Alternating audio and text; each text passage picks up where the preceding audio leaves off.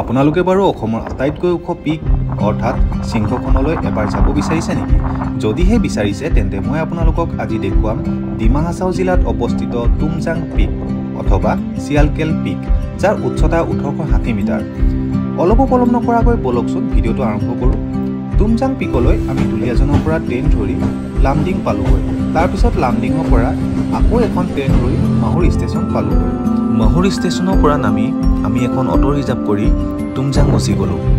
Auto চালকজনে আমাৰ পৰা 700 টকা ভাড়া ল'লে আৰু তুমজাং ভিলেজত মাইকেল দাৰ হোমষ্টেৰ কণ্টেক্ট নম্বৰ। আমি অলপ দূৰ খোজকাঢ়ি এখন দোকানৰ পৰা বেম্বু ষ্টিক ল'লোঁ ট্ৰেকিং কৰিবলৈ। ট্ৰেকিং কৰি আমি তুমজাং গেট পাই গ'লোঁ। গেটত 200 টকাকৈ টিকেট বুক কৰি আমি তুমজাং ভিলেজ যাব গ'লোঁ। পিছল বাটসমূহ নেওচি আমি এইদৰে আগবাঢ়িলোঁ। পৰ্বতীয়া বাটসমূহ আমি যিমানেই অতিক্ৰম কৰিলোঁ সিমানেই ইয়াৰ সৌন্দৰ্যবোৰ বৃদ্ধি পাইছেহি।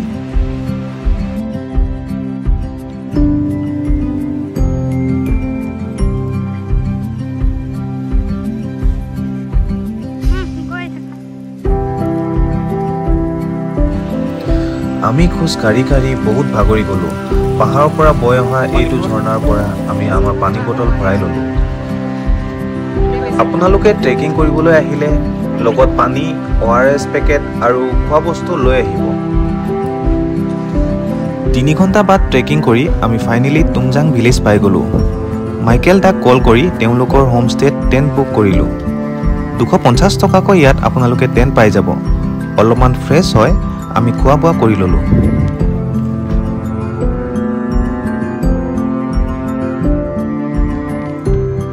ৰাতিটো হোমষ্টেত থাকি ৰাতিপুৱা আমি অকণমানিটোক মাইকেল দাক আৰু মৰমৰ এই ভিলেজখনক বাই বাই দি এজন গাইডৰ সৈতে তুমজাং পিকলৈ যাব ধৰিলোঁ। আমাৰ গাইডজনৰ নাম আছিল অৰ্টু। তেওঁ হেনো তুমজাং পিকলৈ 15 মিনিটত গৈ পাই যায়। আমি ট্ৰেকিং কৰাত একেবাৰে এক্সপাৰ্ট নাছিলোঁ, সেইবাবে আমাৰ 45 মিনিটছমান সময় লাগি গৈছিল। কথা এষাৰ আছে নহয়, shortcut is not always good and safe way for success. সেই কথা যে সত্য আমি তুমজাং ভিলেজৰ পৰা তুমজাং পিকলৈ আহোঁতে গম পাই গৈছিলোঁ। ৰাতি বৰষুণ দিয়াৰ বাবে গোটেই ৰাস্তাবোৰ বহুত বেয়া হৈ আছিল। পিকলৈ যোৱা ৰাস্তাবোৰ বহুত ঠেক আছিল। ইমানেই বোকা আছিল যে পিছলাৰ সম্ভাৱনা বহুতেই বেছি। ফাইনেলি আমি আহি পালোঁ অসমৰ হায়েষ্ট পিক তুমজাং পিক।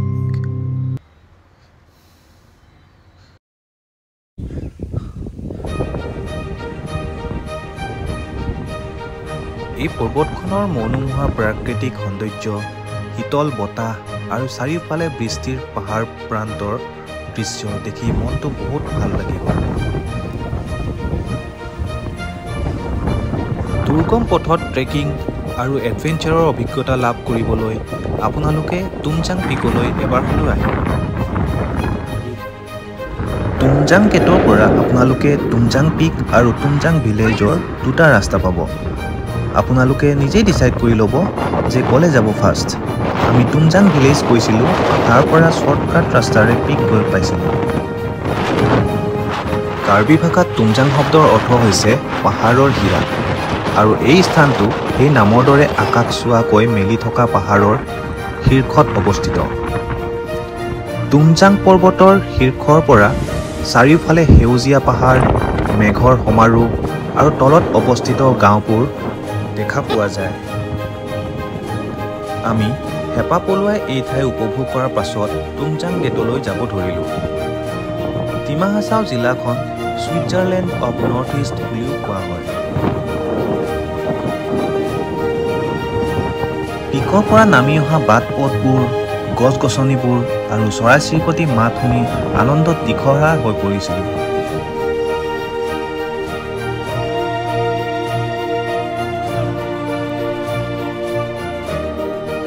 শীতকালত শীৰ্ষত প্ৰায় বৰফ পৰে আৰু গ্ৰীষ্মকালতো ঠাণ্ডা বতাহ বৈ থাকে। সূৰ্য উদয় আৰু সূৰ্য অস্ত সময়ত ইয়াৰ দৃশ্য একেবাৰে অপূৰ্ব। তুমজাং পিকত গৈ ট্ৰেকিং কৰাটো এটা অদ্ভুত অভিজ্ঞতা। দুৰ্গম পাহাৰী পথ, প্ৰাকৃতিক ঝৰ্ণা আৰু বনৰ সৌন্দৰ্য পৰ্যটকৰ বাবে এক অনন্য স্মৃতি হৈ থাকে। অভিযাত্ৰী আৰু প্ৰকৃতিপ্ৰেমীসকলৰ বাবে ইয়াৰ পথ একেবাৰে আদৰ্শ। পাহাৰৰ পৰা নামি আহি আমি এখন হোমষ্টেত সোমালোঁ। ইয়াত বাইদেউগৰাকীয়ে তেওঁলোকৰ ট্ৰেডিশ্যনেল ড্ৰেছসমূহ আমাক পিন্ধোৱালে। তাতে আমি চাহ কেক খাই দুখনমান ফটোশ্বুট কৰি অটো এখন বুক কৰিলোঁ।